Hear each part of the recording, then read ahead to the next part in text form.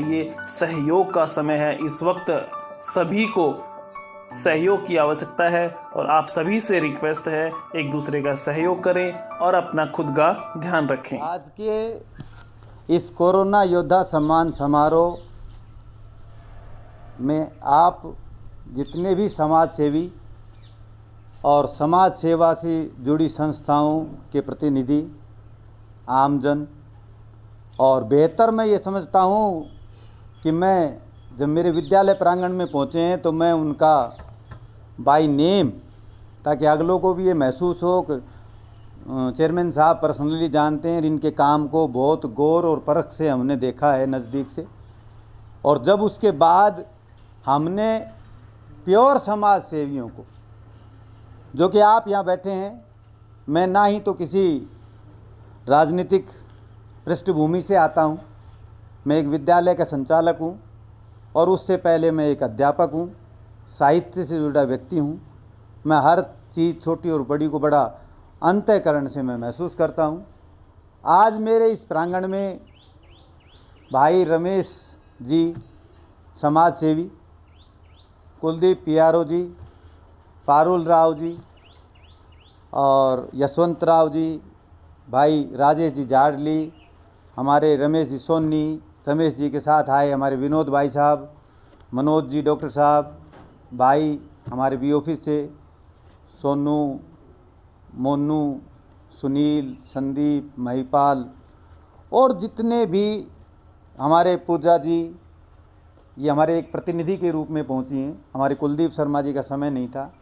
मैं आप लोगों का मेरे विद्यालय प्रांगण में और आज के इस कोरोना योद्धा सम्मान समारोह में पहुंचने पर दिल की गहराई से आभार प्रकट करता हूं। मैं आपसे कम शब्दों में, कई बार कहते हैं ना कि मोती की कीमत एक अलग होती है, सोने की तो एक हल्की सी कण भी बहुत कीमती होता है, और उसके बजाय अगर हम लोहे को लेना चाहें तो पीपे काफ़ी ले सकते हैं।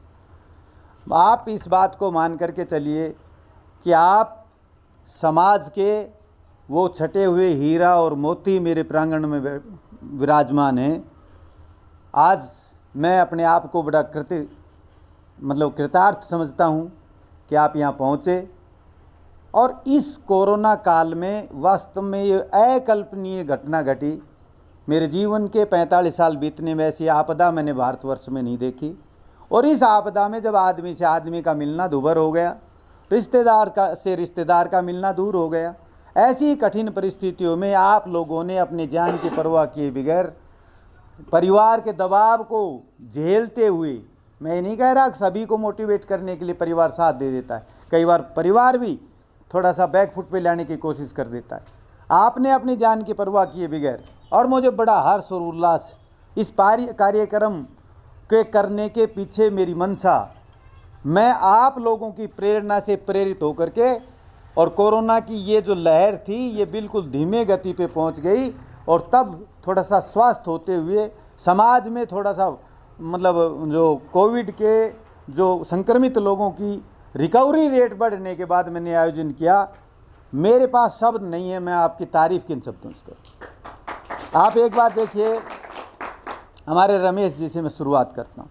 एक दूसरे से परिचय हुए बिना किसी आदमी को पता नहीं चलता। रमेश जी एक स्कूल के संचालक हैं, इनके पास 3-3, 4-4 विद्यालय हैं, ये आराम से अपनी ज़िंदगी बिता सकते हैं। रमेश जी ऐसे आदमी हैं जो सैनिटाइजर की मशीन ट्रैक्टर को लेकर के खुद जैसे भी ड्रेस कोड में है, वो सलम बस्ती हो चाहे भले ही, हमारे जो कृतज्ञता से जो तन मन से जो किया है ना, मैं उसका कायल।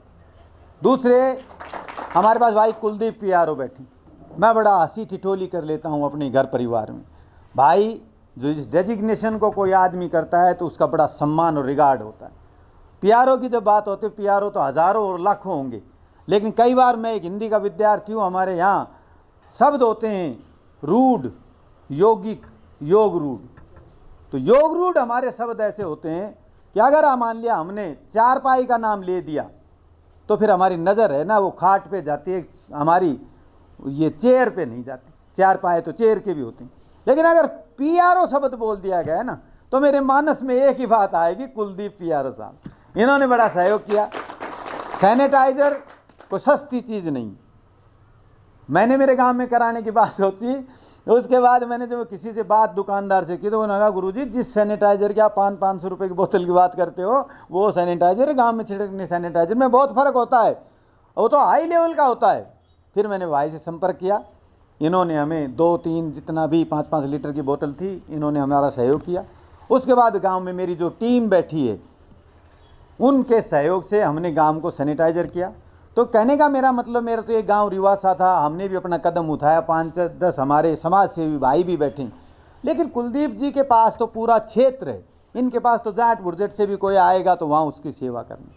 मैं कुलदीप जी का बड़ा आभारी हूँ। मैडम पारुल राव जी का नाम इसी कोरोना काल में पिछले 1 महीने से चर्चा में आया।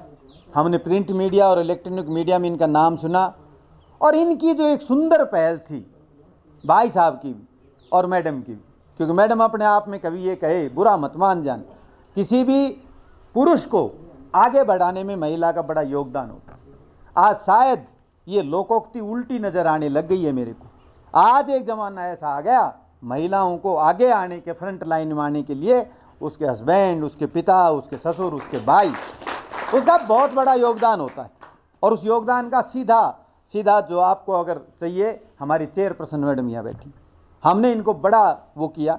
ये अपने घर से जब हमारे घर में पधारी, प्रांगण में जो कदम रखा, वहाँ की शिक्षा दीक्षा से इस मुकाम तक पहुँचने में हमने दोनों ने बड़ा संघर्ष किया। तो मैं भाई यशवंतराव जी का, पालराव जी का, कि इन्होंने उस समय जब गैस के ऑक्सीजन गैस सिलेंडर की मारामारी, कालाबाजारी, कई हजारों में सिलेंडर था, मैंने फेसबुक पे इनका पढ़ा कि जिस भाई को गुड़गांव और महेंद्रगढ़ में ऑक्सीजन की ज़रूरत हो वो हमें कॉल कर। 1-2 बार तो मेरा अंतःकरण सोचा कहीं फेंक तो नहीं है, लेकिन उसके बाद जब मैंने इनकी सेवा का देखा, और मैं इनसे आह्वान भी करता हूँ, मेरा रमेश जी से भी आह्वान है, कुलदीप जी से भी आह्वान, पारुल राव जी से भी आह्वान, यशवंत राव जी से भी आह्वान, हमारे राजेश जी से भी, बाकी समाज से भी आप बैठे हो, दुनिया की परवाह मत करना। दुनिया पता नहीं क्या करने लग जाएगी। आप अपने खुद के जीवन का मार्गदर्शन का, जो आपके लक्ष्य आपने निर्धारित कर रखें, उसका स्विच किसी दूसरे के हाथ में मत देना। अब एक आदमी आया और आपको कहने लगा क्या है बकवास करते हो, आपका टेम्पर लूज हो गया, गुस्सा आ गया, आप अपना जो मोटिवेशन या आपने जो लक्ष्य बना रखा था उससे आप साइड में हो गए। ऐसा नहीं है। आप स्वयं को ये इतना परमात्मा ने एक ऐसा मंजर दिया है। मैंने कहीं कविता में देखा, जब सांस चलते थे तब आदमी डूब जाता था, और जब सांसें खत्म हुई तो वो लाश है वो तैरने लग जाती। तो वजन किसका है? वजन इस शरीर का नहीं है, वजन है हमारे सांसों का। जब तक हमारे अंदर जो चल रही हैं,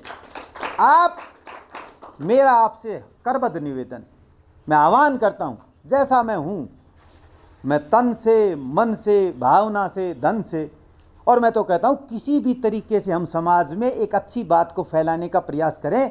पैसे की जरूरत नहीं, पैसा एक सेकेंडरी चीज़ में आ जाएगा, प्राइमरी चीज़ में तो। मैं आपको एक छोटा सा वाकया शेयर करता हूँ, बड़ा लाजवाब है। गांव में मैं बैठा और किसी आदमी ने मेरे को कहा, मास्टर जी जो ये कोरोना की वैक्सीनेशन का जो टिक्का लगता है ना, बड़ा बेदर्द टिक्का लगता है। क्या हुआ भाई साहब? बोले वो तो ऐसे लगाते हैं बेरहमी से, यूँ सीधा घोंप देते हैं। वहाँ 10 आदमी बैठे थे, मैंने तब तक कोरोना का टिक्का नहीं लगवाया था। मैंने उसको कहा भाई रुको, देख बुरा मत जान, अरे वो प्रशिक्षित हैं, पढ़े लिखे हैं, मेडिकल लाइन उन्होंने चुनी है, और बाबा फिर वो नीट की तैयारी बेचारे करे नहीं करके उसकी फेलियर हो गए तो बेचारे निचली लाइन में आ गए। आपने कैसे कह दिया ये बात? मगर ये बात भ्रम मत फैलाना समाज में। और फिर समय आया, मेरा जब वो रजिस्ट्रेशन था, जब मैं गया, मैं बड़ा धन्यवाद दूँ, वहाँ मैडम बैठती है सरोज जी मोटी सी, मेरी मिसिज का, मेरे बच्चे का, मेरा वैक्सीनेशन करा, हमें पता ही नहीं चला।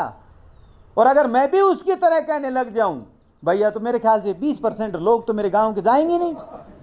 तो मैं आपसे कहता हूं, परवाह मत करिए, अच्छे लोगों से जुड़िए, और अच्छी मुहिम में जितना समय दे पाते हो, भाई आप 1 घंटा दे पाते हैं, आधा घंटा दे पाते हैं, तन से दे पाते हैं, मन से दे पाते हैं, भावना से दे पाते हैं, और उसको भी आप ना कर पाएँ तो इतना सिंगल तो कर सकते हैं कि कोई अच्छा आदमी काम कर रहा है, कोई कदम बढ़ा करके आगे चल रहा है, आप उसकी पीठ तो थपथपा सकते हैं।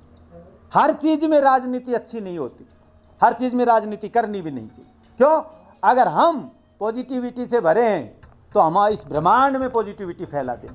हाँ देखो, अपने घरों में, बेडरूम में, ड्राइंग रूम में छोटे छोटे चाइनीज इस तरह के एक वो इंस्ट्रूमेंट आते हैं। मैंने कहा ये क्या है? उन्होंने कहा इससे पॉजिटिव एनर्जी है ना वो कंज्यूम हो जाती है यहाँ। मैंने देखा है, मैंने मेरे बेडरूम में लगाया भी था एक बार किसी के, मतलब वो कहते कंज्यूम हो जाती है। तो अपन तो इतने, मैं आपको ये नहीं कहता कि आप सूरज की तरह दमके, सूरज हर जगह नहीं पहुंच पाएगा, उसका टाइम है, वो जाएगा। लेकिन मैं आपसे एक निवेदन करता हूं, आप दीपक की तरह जलिए। जिस घर में भी जलेंगे वहाँ रोशनी, प्रकाश और अपनी जो बातें हैं अच्छी, उनको समाज में फैलाएंगे। आपका यहाँ पहुँचने पर, करने पर मेरा अंतिम आह्वान यही है कि आप इस डगर पे चले हो, पीछे मुड़ के मत देख। भले ही आपको पद मिल जाए, प्रतिष्ठा मिल जाए, पैसा मिल जाए, बहुत कुछ मिल जाएगा, लेकिन मुहिम में या तो कदम रखना नहीं था। पारुल राव जी आप भी ध्यान दें, यशवंत जी भी दें, या तो इसमें कदम रखना नहीं था, रख दिया तो भले ही आप कैसे अपना जीवन सिंपल और सादगी के साथ, अपने भौतिक सुविधाओं का हम कटौती कर लेंगे, लेकिन जहाँ लगे वहाँ जितनी सेवा बन पड़े उतनी सेवा आप करिए। भगवान आपको शुभाशीष दे, आपका अच्छा स्वास्थ्य रहे। मैं आपके मंगल भविष्य की कामना करता हूँ। आप सबका बहुत बहुत आभार।